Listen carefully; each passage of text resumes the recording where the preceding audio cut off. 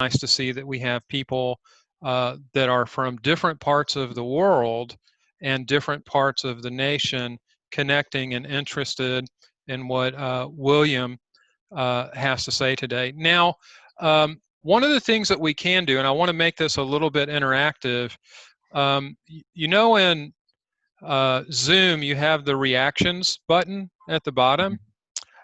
If you have seen or read one of William's random UX tips, I want you to clap using the reaction button. So let's do that. 1, 2, 3. Let's see. There we go. Okay. I'm Oh, what is seeing that? 1, 2, 3, Oh, 4, 5, well, 6, 7, 8. oh wow, that's cool. It's a cool That's pretty feature. cool. Okay, fantastic. Um, I actually first became aware of William, and this is probably going to be news to you, Will. Oh goodness, Uh, here we go. no. This is good news. I was having an exceptionally hard day, and Oh, I went onto LinkedIn, and William had posted something that kind of spoke out to me, and he had used the hashtag random UX tips. And I kind of started to take notice of him. And I have found his random UX tips to be very practical. So I hope that you will follow William on LinkedIn because he gives really good advice and it always seems to be within the context of his day.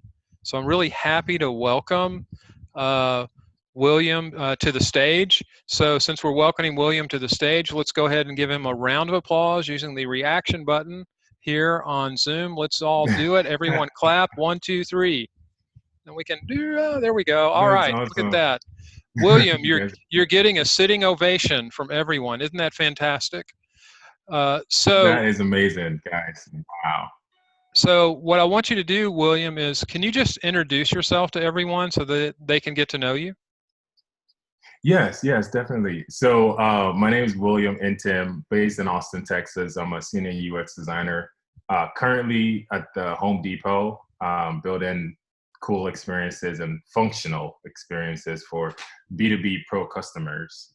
But I have previously worked at notable companies like Cornell University, well, to university, not necessarily a company, but Ellie Mae, HostGator, Zervita, Farouk Systems, Chi, and you name it, startup to Fortune 500. I've been through all of those phases, right? And even the Kardashians at some point.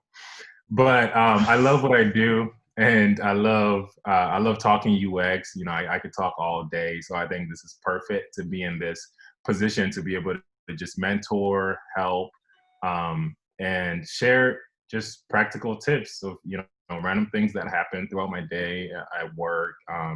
And I mean, so far it's proven to be useful for a lot of people. So I'm glad, definitely thankful for that.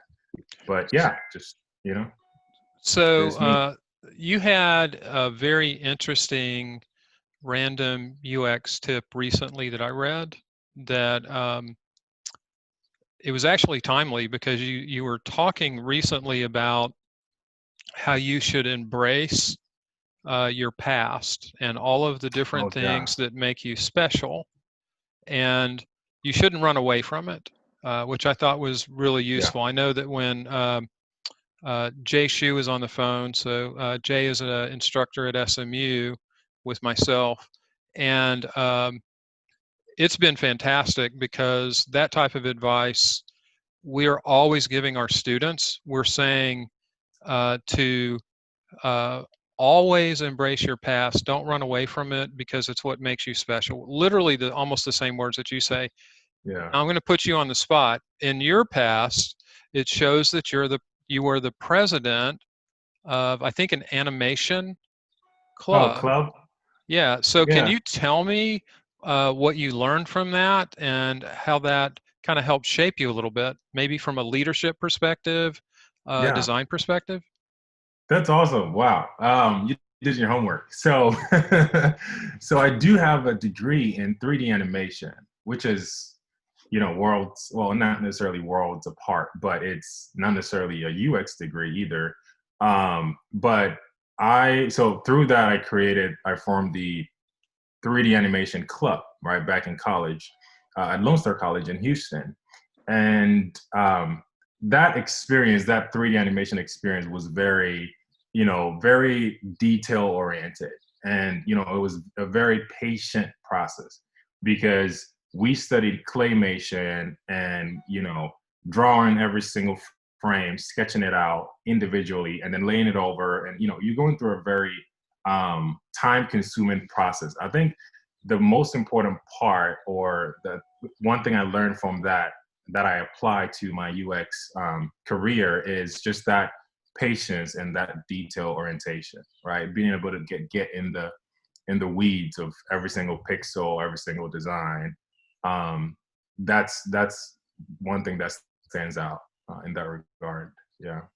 So I have another, again, random UX question for you. I know it's called Practical UX Tips. Last night, Jay Shu and I had a class, and I see some of the students from that class are in here, and I'm going to just kind of call out. I see Rylan Morris is here in the room, and Rylan, it's his first day last Oh, night, trying to make a transition into user experience. And if you had to give some practical UX advice to someone that is just starting their journey, what are some things that you would maybe tell Rylan and other people? say the last part again. I think you kind of went in and out Oh, there. sorry about that. So Rylan has just started his user experience education. Yeah. What is some advice that you would give somebody just starting off to learn about user experience and maybe start to embrace that as a career path? A lot of advice. I think so I remember I was telling you I did a slide with several different random Yeah. tips that I put together. But the main thing is know your why. Why do you want to join the UX, industry?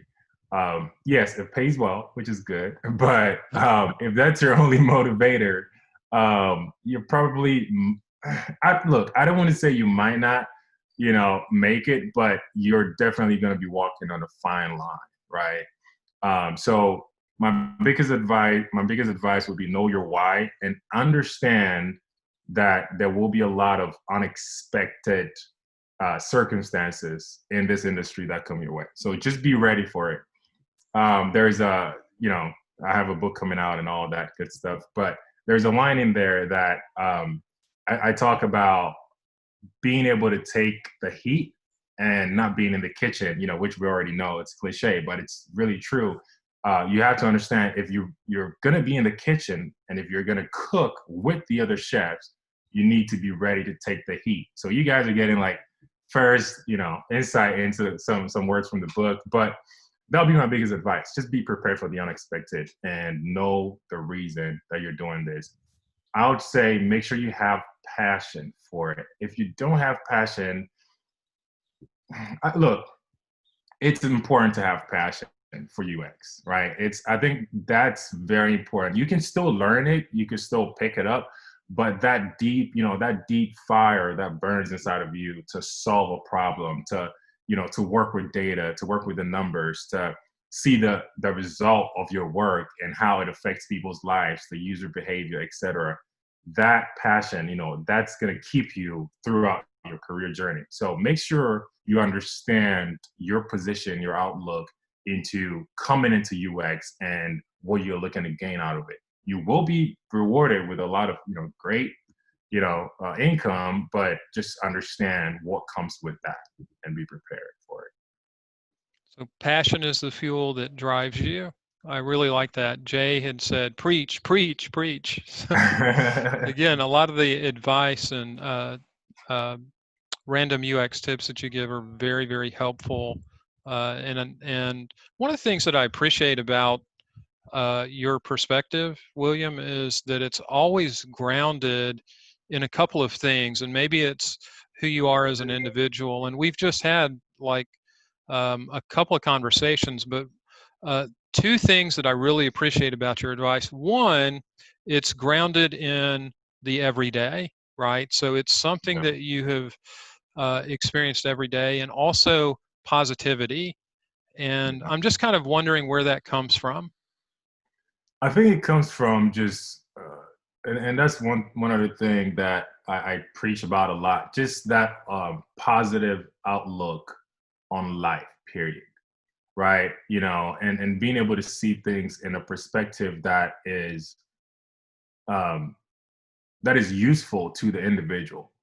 Right. Because in everything that we do, approaching it in a manner that really one places you in a good point of view will set you up for the right execution, the right um, approach, the right way to go about any situation that comes your way. And I think that's where everything stems from. Just that look, that insight, that perspective, because your perspective can shift your attitude, even in the workplace, even in your process, even in your feedback. Everything UX lies on your perspective, and that's an important part of how I see life, how I see UX, how I see just really everything. I mean, we're all individual, we're all unique individuals, and if we can see things, man, the way you see things really matters. It's like so important, and I don't know, it's just that's just where it comes from, and an excitement for life as well. I'm just really excited Yeah, I about think there's life and the opportunity to do what we do in such a time, where technology is just like going up, right?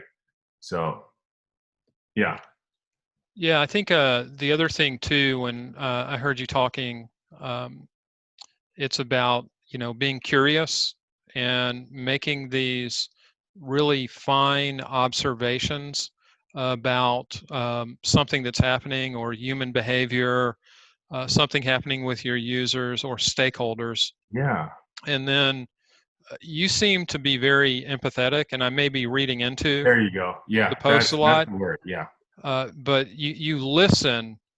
It seems like you're really, listening to the other person, and then you think about what you've heard, and you're digesting it, and yeah, then you act upon it. And what I really find refreshing is that when you write about it, it tends to take on those three things when you talk about your random UX tips, which again, I still find to be very practical.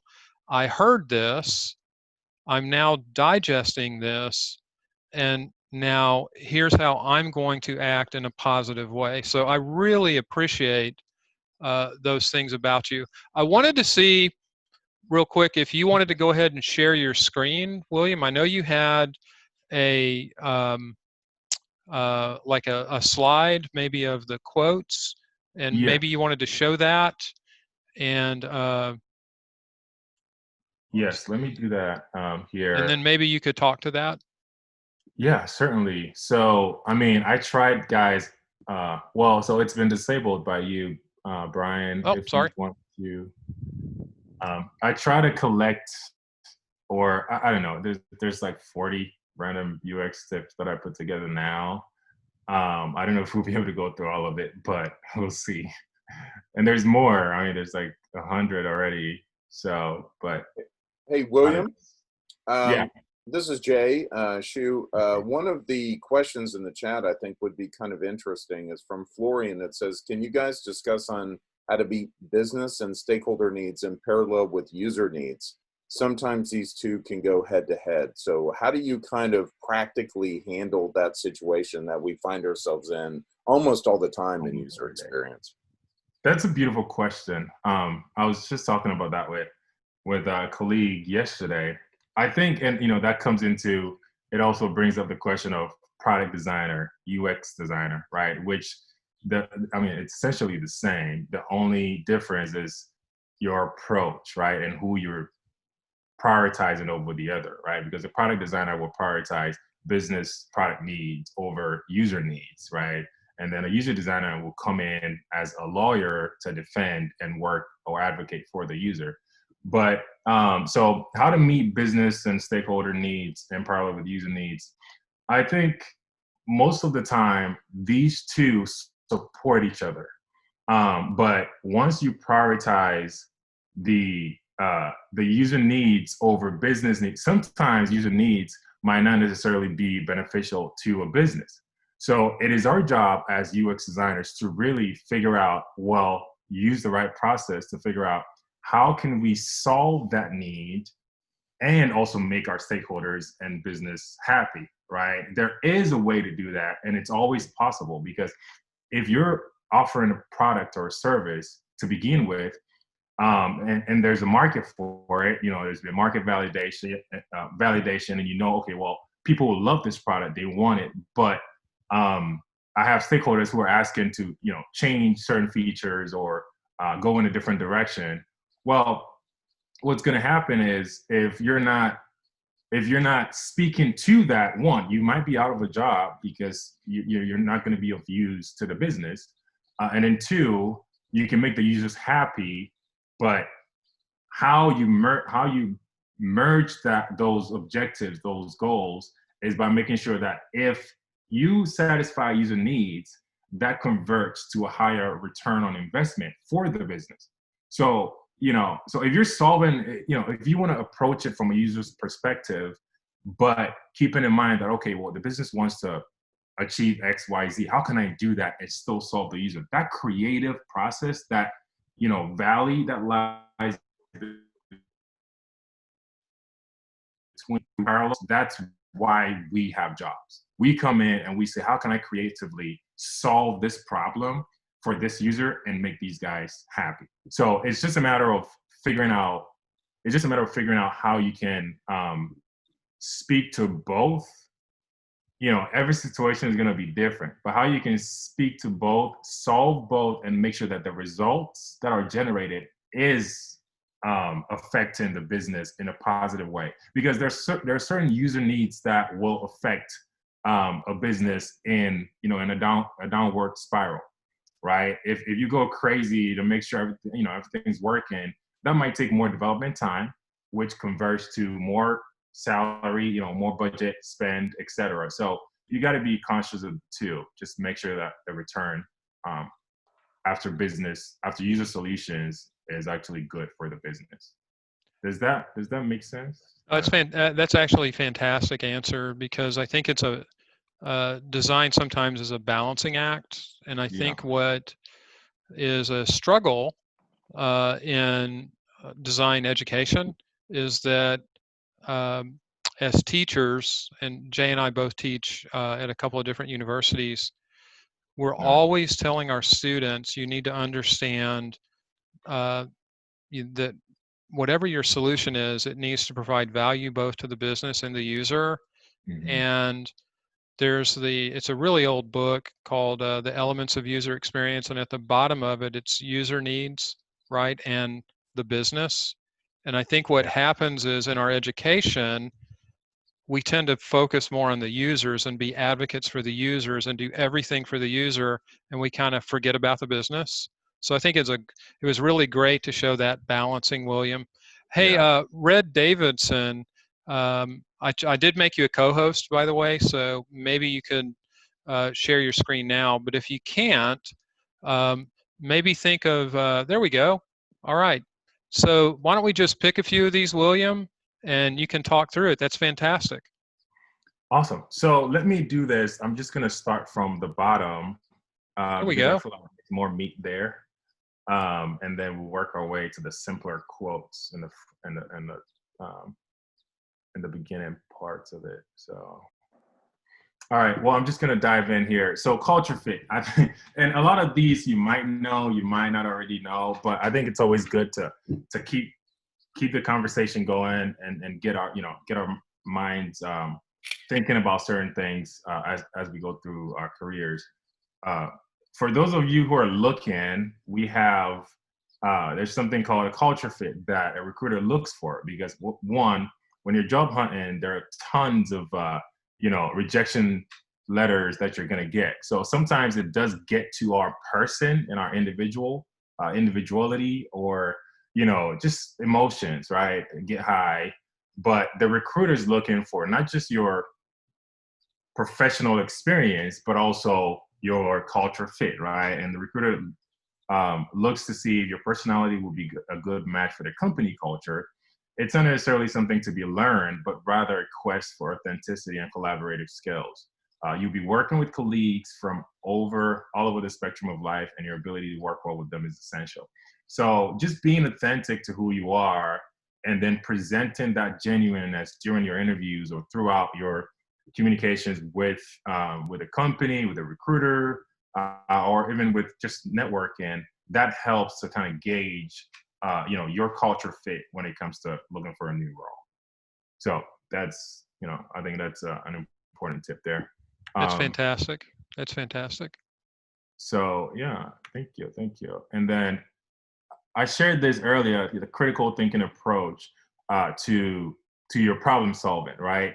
And going back to the question that was asked a little bit, just a moment ago, the way you approach a problem, that perspective is going to affect the outcome. And I'm not going to read every single one, but it's going to affect the outcome, your turnaround time, and then also the end result, right? Now, it's just, I can't really explain how you think critically, but get in the details of what the problem is, like ask questions, look at it from multiple angles. And there's an article that I'm writing on like money and how, the guy, the brain behind the operations looked at every single possible scenario throughout the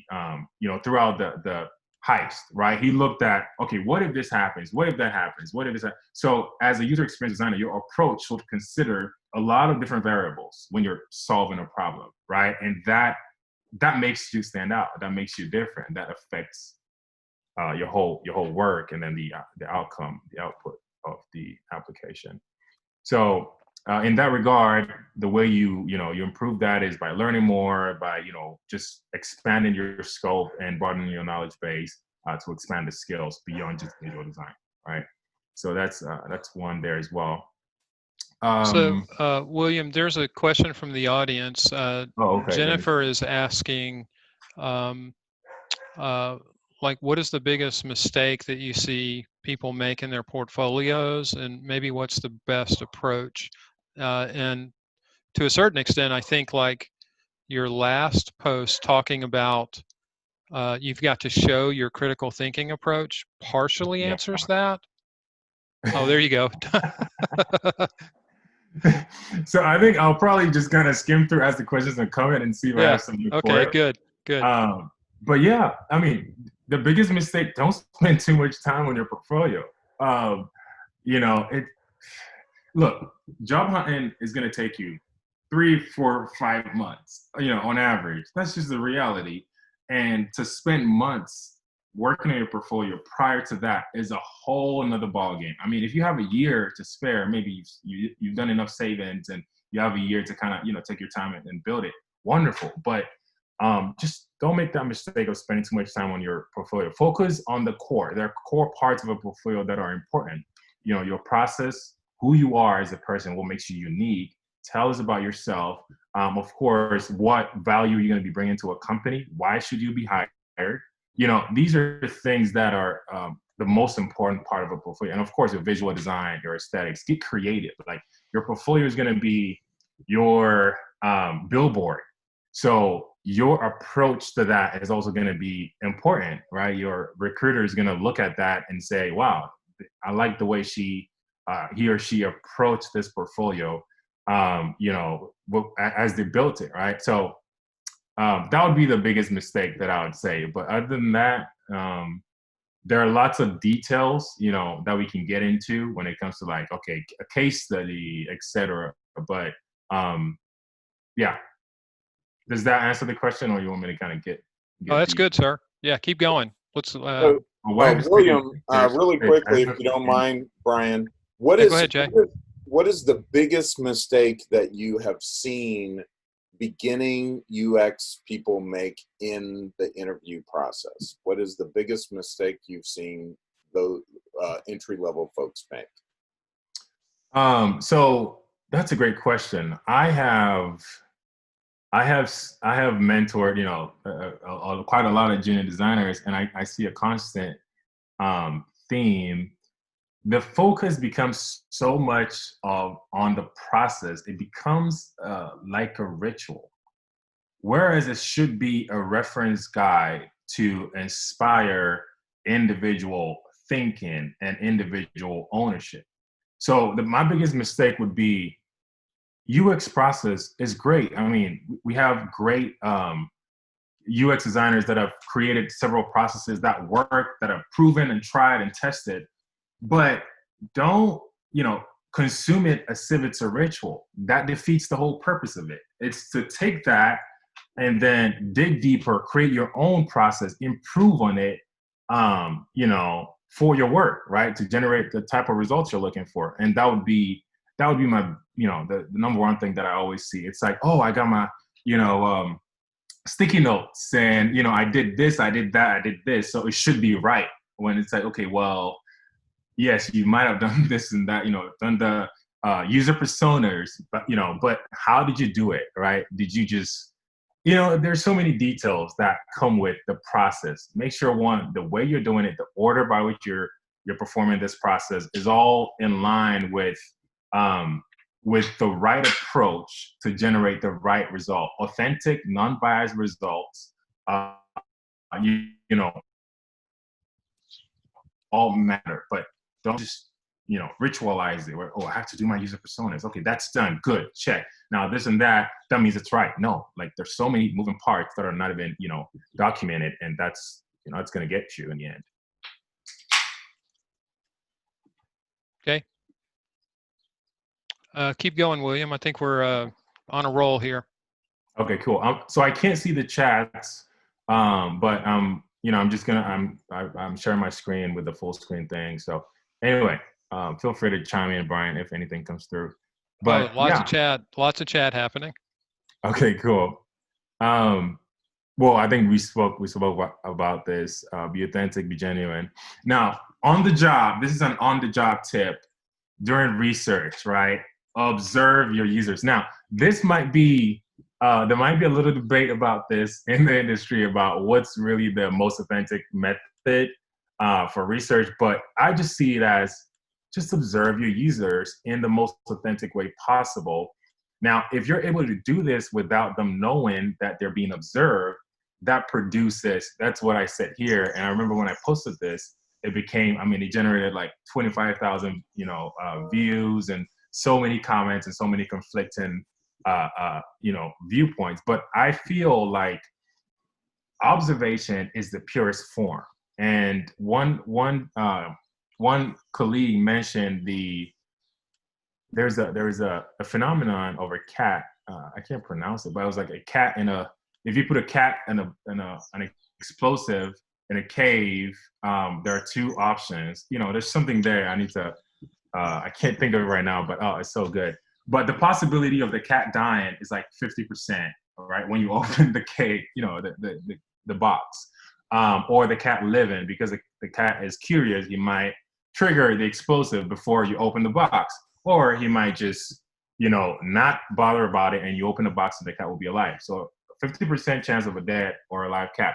But then the other issue becomes, is it based on your observation that the outcome occurs, or it's based on the behavior of the cat in the box?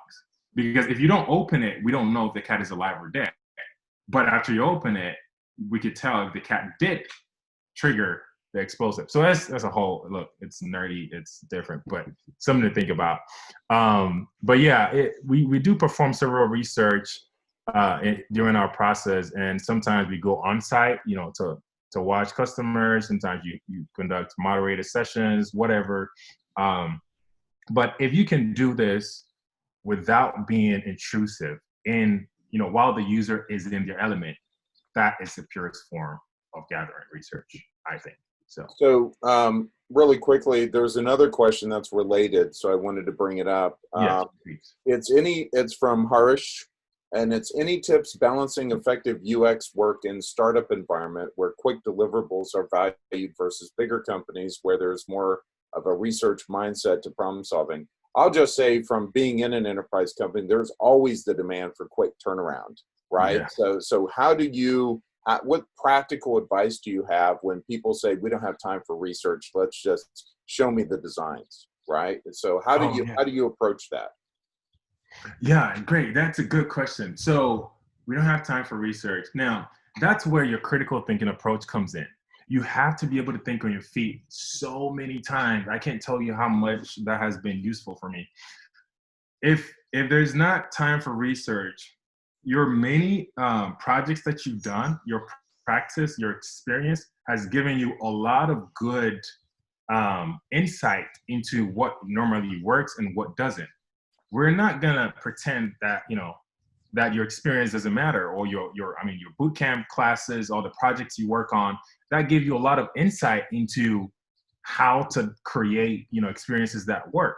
So when you find yourself in a situation where research, an actual full research cannot be conducted, well, you have to get creative, right? So if that means creating a few variants of that, variations of your screen, just a couple. You can even do 2 or 3. Just change a few things that you think will still generate the same outcome you're looking for. And then if you can one great full-on research, but if you get 1 or 2 customers, users to test it, wonderful. But if not, if it's still just a hard no, then you're going to have to rely on your expertise and your experience and your incredible brain to get creative and create something that would be closely related to the problem statement that you're looking to solve. Because let's be honest, there's not always going to be your ability to conduct research based on budget limitations or whatever, time constraints. But you're the boss. You were hired for a reason. You were hired for your expertise. Be able to take that responsibility and say, you know what? From what I've learned, from all the sticky notes and everything that I did, I know that this is going to work and I can do something closely related. Then after it's been deployed, you can follow through, test it. Well, if you can't test it, just follow and gather metrics on how it's doing after deployment. And then now you can come back in and say, hey guys, well, this is not working. And as I previously mentioned, I think this would be a better approach, right? But we deployed this because of time. Now, can we make that update? You still have to be able to go back and fight. That speaks very highly of you as well. Hey, William, it's Brian. We have a question from Nuremberg, Germany. It is kind of almost a follow-up question to this tip that you have on the screen. What, in your opinion, is the best way to minimize personal bias when you're observing reality?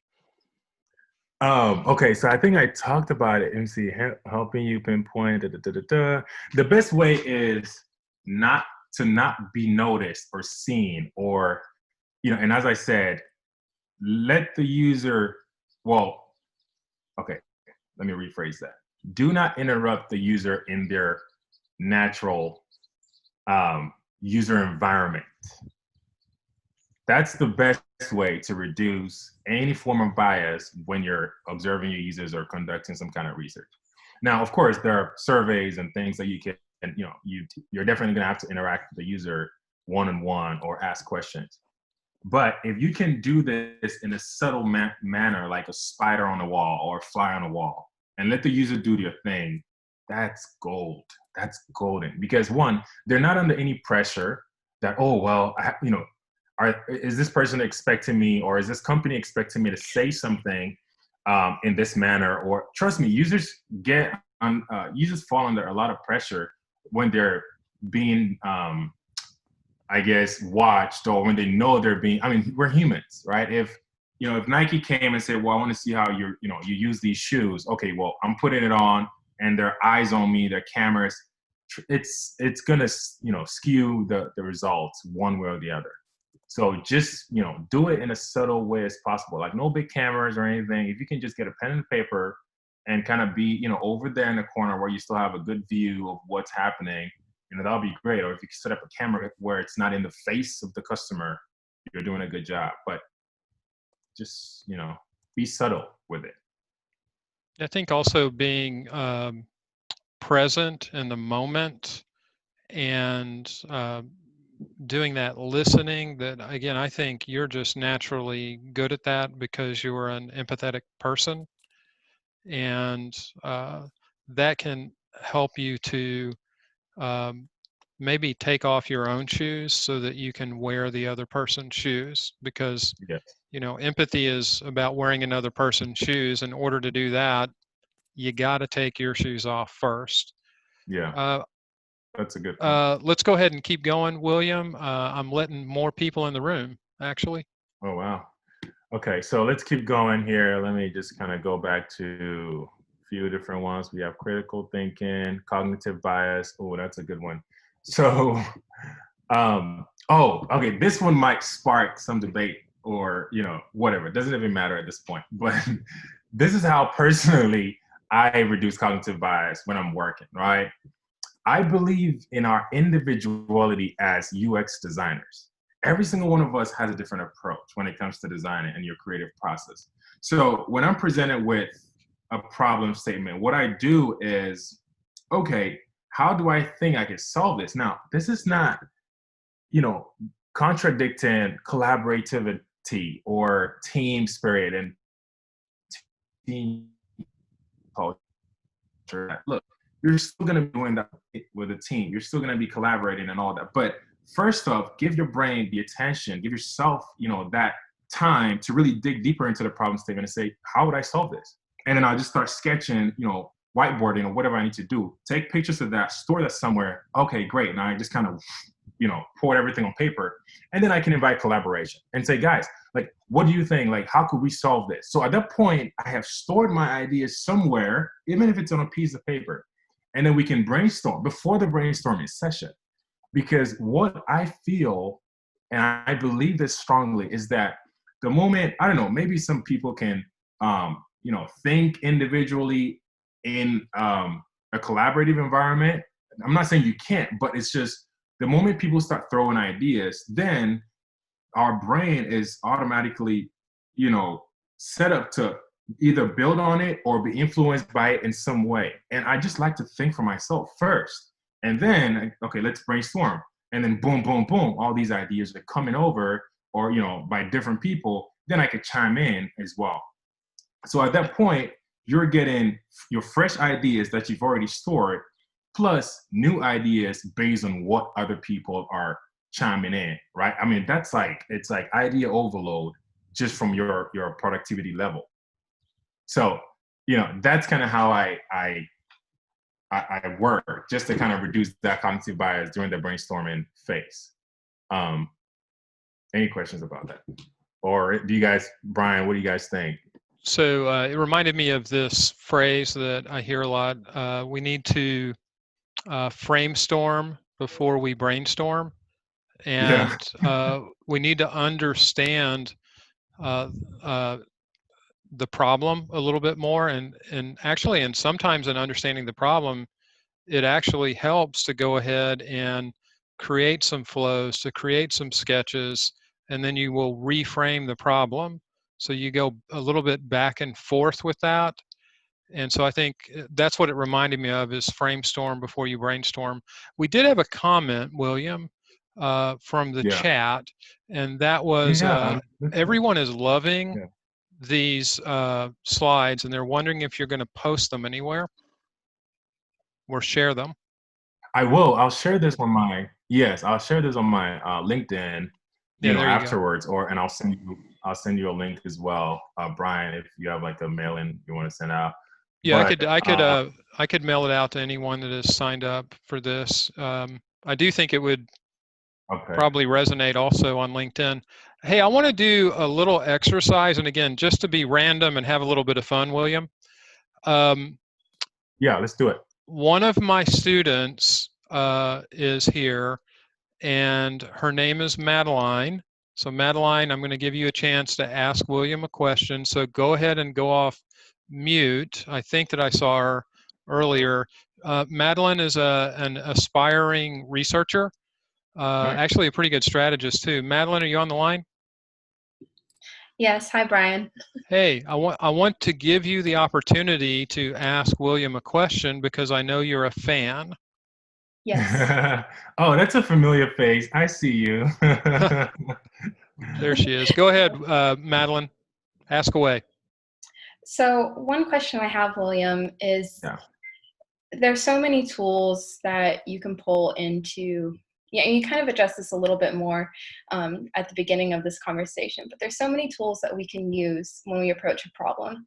What are some of the key things you think about when you think which tool is best for the unique problem that's in front of you, or perhaps the unique product that you're trying to develop a plan for? That's a good question. I'll start with you as the designer, because that answer could be different for every single designer. So I'll start with one, what you're comfortable in using that's closely related to generating the results you're looking for. Because I mean, we get asked a lot, well, what tools do you use for wireframing? This and that. Well, there's so many tools, right? But there's balsamic, there's this, there's that. And even in interviews, I just say one, I just mention one. And sometimes I'm like, well, pen and paper, because, or marker and a whiteboard. So whatever you're comfortable with is like number one as far as using, but not just that, but keep in mind how that will generate the results you're looking for, which will properly satisfy the need you're looking to solve, right? So, oh, someone's trying to say something. But yeah, so that would be my so many pop-ups. Sorry, I'm getting distracted. No, it's fine. That would be my response. No, you guys are fine. I'm gonna minimize that chat window. Yeah, just prioritize you and then figure out what you're comfortable in using, and then which tool would actually increase the turnaround time, like fast speed, right? So, there are certain tools that maybe you might take a longer time to learn it and pick up, which one is easier to use? Which one can you just jump on and, execute? That's a huge part of it as well. Let's see, what else? Yeah, and which one is available to you as well, right? Because some are very expensive. There are all these different things that you want to look at. Yeah. Absolutely. Thank you. So, William, I'm going to riff on that again and say a lot of students, the experience gives you the ability to pivot, right? Yes. Like you'll go into a situation and everybody kind of agrees that this is the method we're going to use. Yep, these are the results we want. And then some highest paid person that wasn't involved in the conversation at all oh, God, yes. comes in and says, no, this is what we're doing today. And you had a totally other plan. So what practical advice do you do when you've been in that situation? Because I can tell by the smile you've been there, right?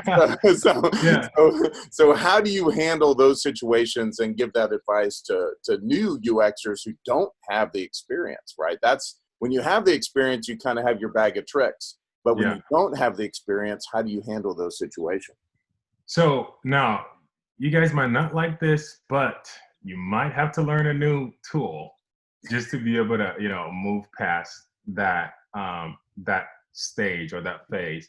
I've found myself in situations where, I was so well vested in one particular tool. I was killing it. I was good at it, and then you hit this blocker of, as you said, a powerful stakeholder who's like, hey, these are the tools we're going to use. For some reason, we're going global with it. Team wide, we're all going to be using this new tool. Well, here you are, an expert in one tool, and now you're having to, forget about that and learn something else. Well, my biggest advice would be, if you hit a blocker like that, your only option is to actually just still, step in and then learn that new tool, burn that midnight candle, and then pick up on that, as fast as you can.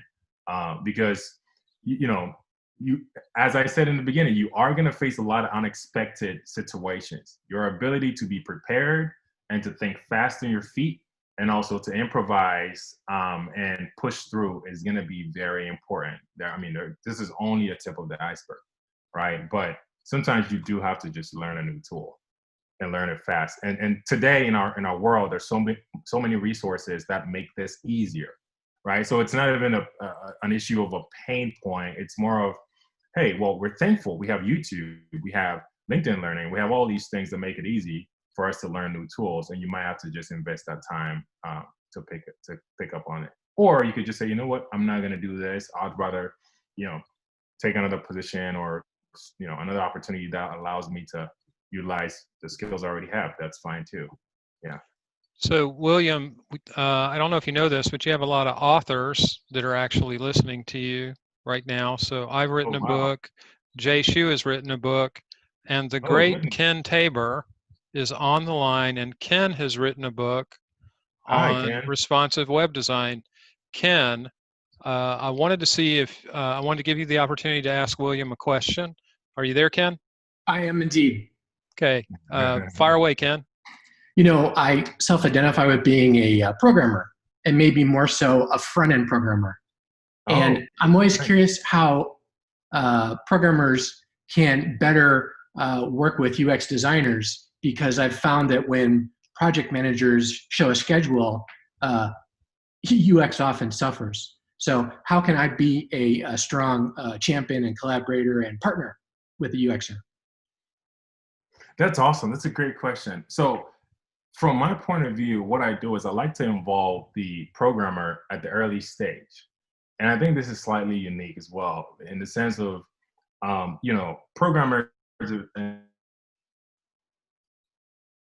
not use silo. But what I like to do is to say, okay, well, product managers can, map out and scope out our asks and tasks for the rest of, the next sprint. But as I begin to dig deeper into creating solutions, I'll send a front end dev a ping and say, hey, do you want to take a look at what I'm working on, the direction I'm going in now? Just jump on a quick meeting with me, or here's a link to where I'm at, where I am. And that way it just kind of gives some insight and transparency into, what direction UX is going in, because one, backend infrastructure might not be able to support it at all. Right. So it's better to just front load that information and collaborate with the developer than to wait till, until I'm 100 screens in and then come back and say, well, we can't do that. You have to change the whole thing. So from your point of view, I'd say maybe reaching out and being open, creating that that communication line with the UX designer would be a good, approach to just building that relationship, so that during grooming stages or planning, you can talk about, okay, well, the UX direction, possible solutions based on backend infrastructure that, since that's your forte. You can say, look, we could display this information, or we can't, or based on what kind of data we're getting back, we can kind of play around with that. But that would be my best advice, just to build that relationship with the UX designer. That's good stuff. Makes sense. Excellent. I do want to let you know of another leader that we have available to ask a question. Her name is Erica Orick. She's been very, very diligent on chat, William, answering a lot of questions. Erica teaches design. It's also in a computer science college. You're in Houston now, Erica. What burning question do you have? Because I always know you have a question.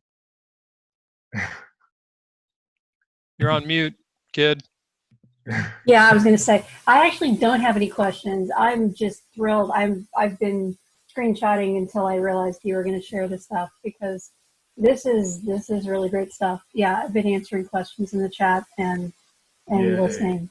So yeah. So what is the question that you've been answering in the chat that has you that's been the most interesting, Erica? Well, I actually the last few questions I've been answering is this whole intersection between UX and computer science. I've answered questions from both sides. A couple of UXers asking, do I need to learn a programming language? And then, the developers asking, how do I support UX? And as Brian said, I actually teach at University of Texas at Dallas, which is why I continue to. This is great that we're on Zoom and I can engage with the Dallas community still. I teach online, obviously, but I do teach in the computer science department. And, I had 80 students this semester who, one or two of them come up to me and said, yes, I'm going to pivot and become a UXer.